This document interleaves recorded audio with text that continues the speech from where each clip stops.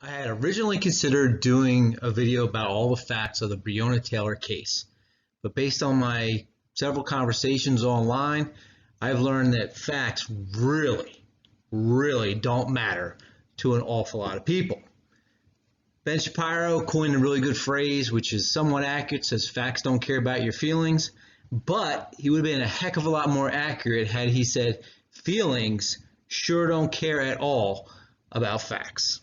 So I'm going to do another video about this whole phenomenon, why some people don't care at all. It's basically that Christians and the West, we follow a correspondence theory of truth, which basically means things have to match reality for them to be true to us.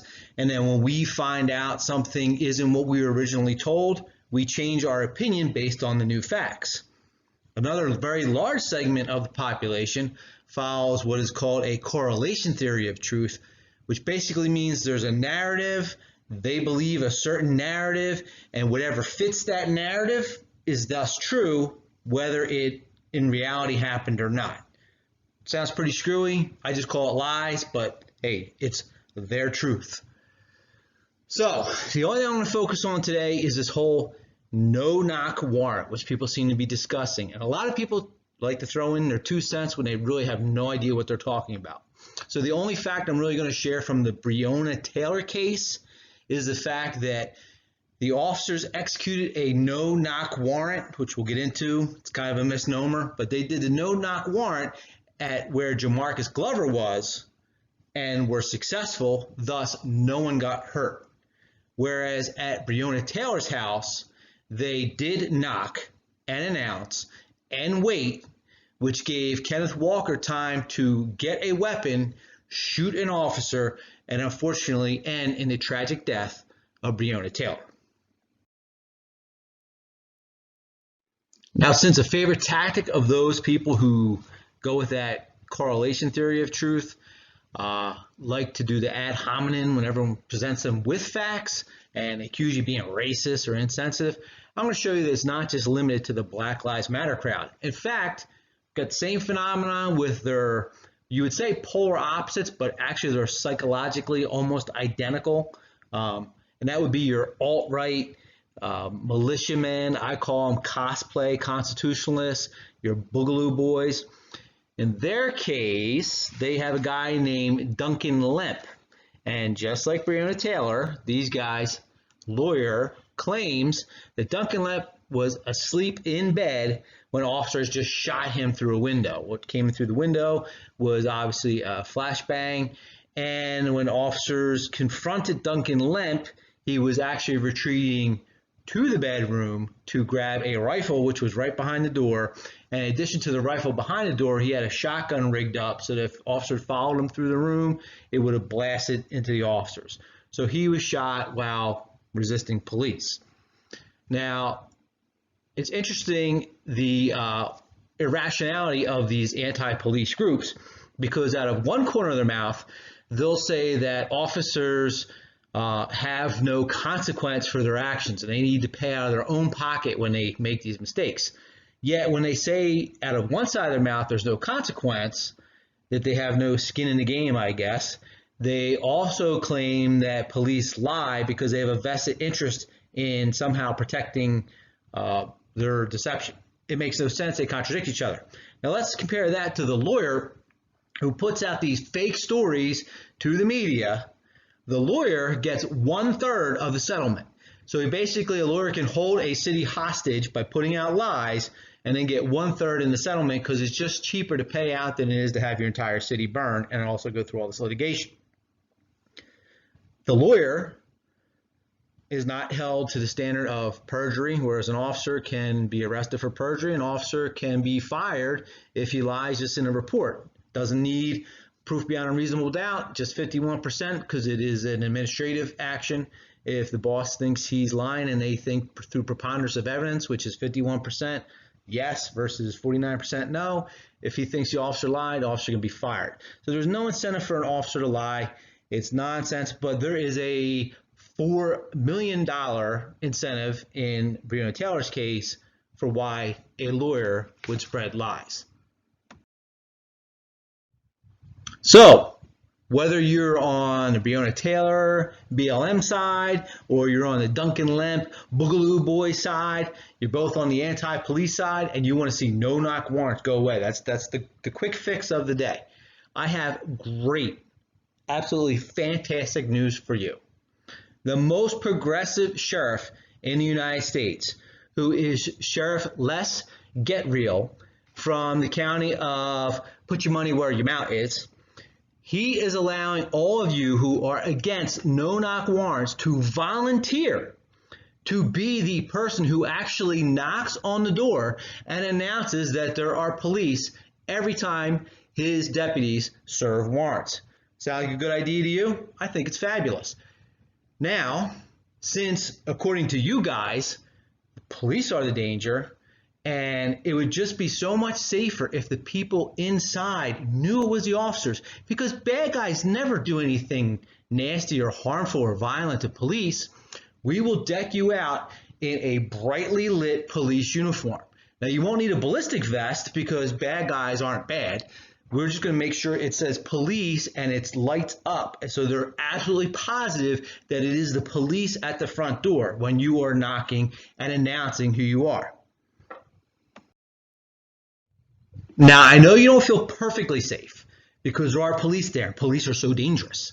So what we will do, we will have ballistic shields that protect people from oncoming bullets. But instead of putting the ballistic shield between you and the bad guys, between you and the good, noble, wonderful citizens that are suspects in this warrant, we will put the ballistic shield between the police officers and you. That way you're safe from the police officers because we know how much they like to shoot people. Okay, do we agree that was a bunch of nonsense? I hope so. I'm sure there's some people out there that think I was on the right page. Now that you realize how ludicrous the gibberish was that you've been speaking about these no-knock warrants, we can get down to reality. So let's talk about warrants. You have the Fourth Amendment. The Fourth Amendment reads, the right of the people to be secure in their persons, houses, papers, and effects against unreasonable searches and seizures shall not be violated, and no warrant shall issue but upon probable cause, supported by oath or affirmation, and particularly describing the place to be searched and the person or things to be seized. So this whole knocking and announcing that it's police, it's not a new thing. It goes all the way back to English common law, 1604. It's the Semian's case, and we also have it acknowledged and reaffirmed in Miller versus the United States in a 1958 U.S. Supreme Court case. The problem with all this knock and announce or no-knock warrant talk is it's really a misnomer. They're putting all the focus on the announcement, when in reality, cops couldn't care less about yelling who they are as they're making entry. We don't mind that. We're not trying to keep our identity secret. You take a door with a battering ram, it's pretty hard to sneak into a house with a battering ram. So the announcement is not the issue. What we are worried about is the waiting. Now, so if you want to have a more accurate understanding of what this discussion should be about, it shouldn't be called a no-knock warrant. It should be called a no-wait warrant.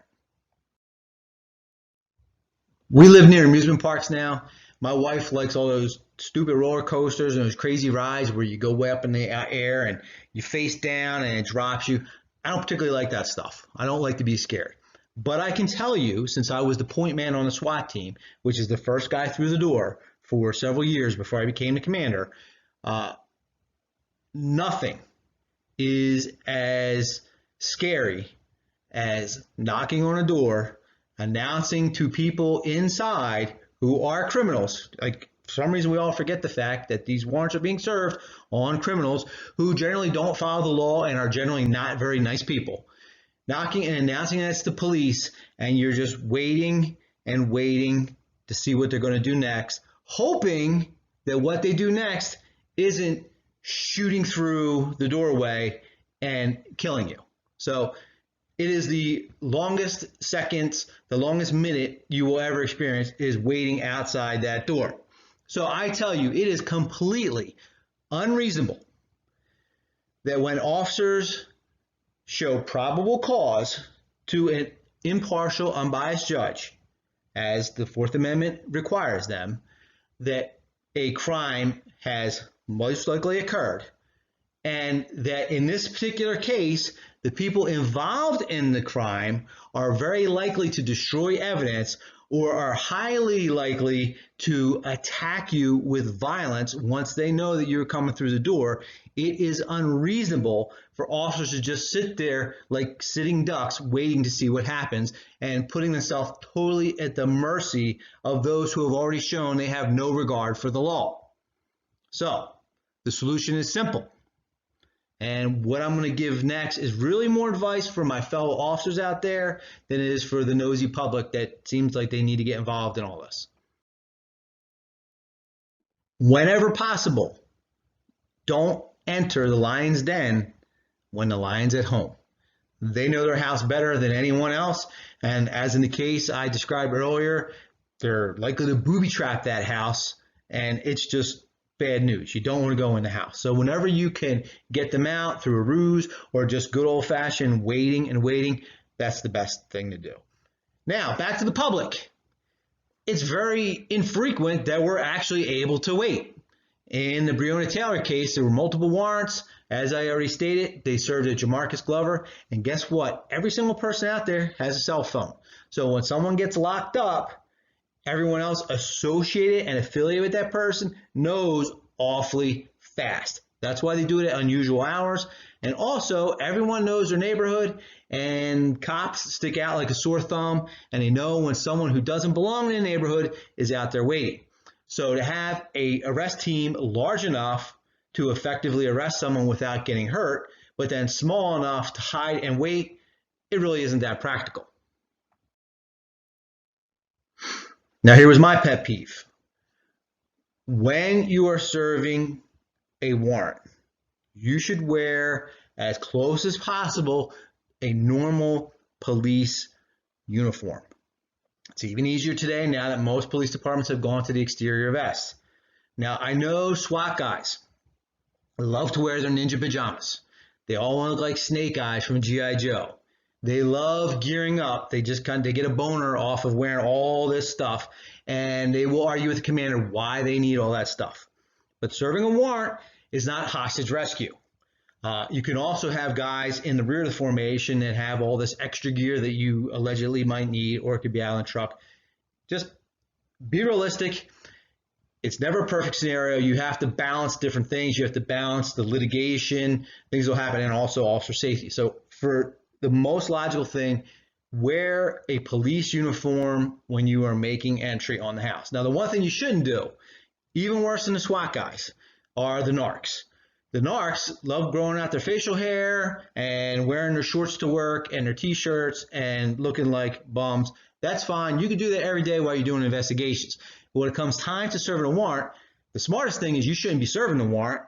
The tactical guys should be serving the warrant if they're not available uniform guys. But if you must go, you own a uniform, put your damn uniform on for serving a warrant, and you can take it back off again when you're doing your investigations. You don't need to be undercover wearing a gold badge hanging from your neck and a gun and all that stuff. You're not undercover anymore, so you don't need to be dressed like you're Bilker from Hill Street Blues.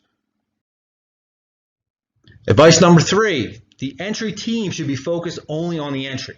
They really shouldn't be making the announcement. They need to see what's going on. They need to focus on what's going on. When you're talking, your brain is worried about those words. Even if it gets very automatic, police search warrant, they're still thinking. They don't need to be thinking. So what you should be doing is assigning someone outside. Every patrol car is equipped with a PA loudspeaker. If you don't have that, people can buy a manual handheld loudspeaker, but someone who's not actually doing the raid, someone who's not actually going in, someone who's not actually encountering a dangerous suspect potentially, once the go command is given, he should be announcing for the whole damn neighborhood to hear. So you're not going to have anyone saying that they didn't hear it, announcing police search warrant, police search warrant, police search warrant, police search warrant. Now I'm getting annoying on purpose. That's how it should be through the entire process, so that every neighbor clearly says when it comes to testify what happened afterwards that there was no doubt who was making entry on that premises. Now, my advice for civilians. The first piece of advice is really important advice, probably the most important advice in this whole video.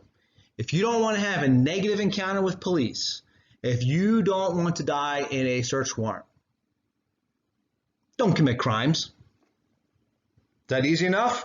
Pretty simple.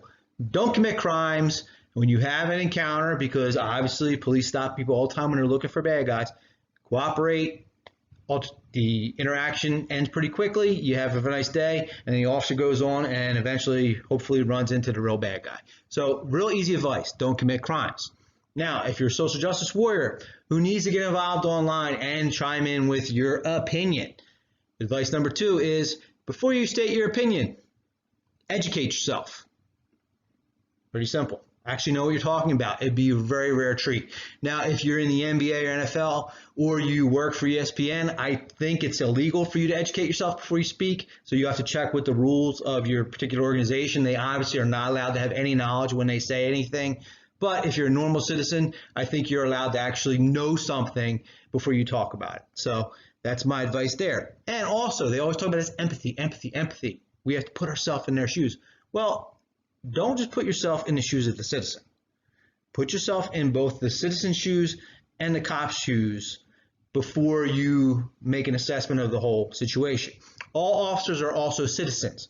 We all know what it's like to be on the other end. We've all been pulled over by police. We've all probably been stopped on foot with a ped stop by police. We've all had to follow different laws. We know what it's like to be a citizen. We also know what it's like to be a cop. You only know half the story. That covered one of the stupid things said about police work that really aggravates me. I'm thinking I'm going to do a whole series on this, or maybe one video of all the stupid things that people say about police work. Obvious topics would be, oh, why'd they have to shoot him so many times? Or why didn't they shoot him in the leg? Or I'll address chokeholds and the cowardly chiefs who don't allow officers to use carotid restraints, which would actually save lives because they just, again, go with the nonsense that the media puts out. So I'll address that. Talk about the whole qualified immunity. There's this big push that officers need to lose qualified immunity. Even people I respect, because why? They don't know what they're talking about. So I'll explain that. Looking at the whole idea of cops carrying personal insurance instead of the department being liable. So if you're officers out there, I'm sure there's a whole lot I missed. So just comment in the section whatever things I missed that you would like me to address in stupid things people say about police officers. Please write that down and I can add that, because I know there's a bunch more, but I can't think of them offhand because I'm just so, I guess, torqued up about this specific one. So stay safe and don't just be good. Go out there and do good.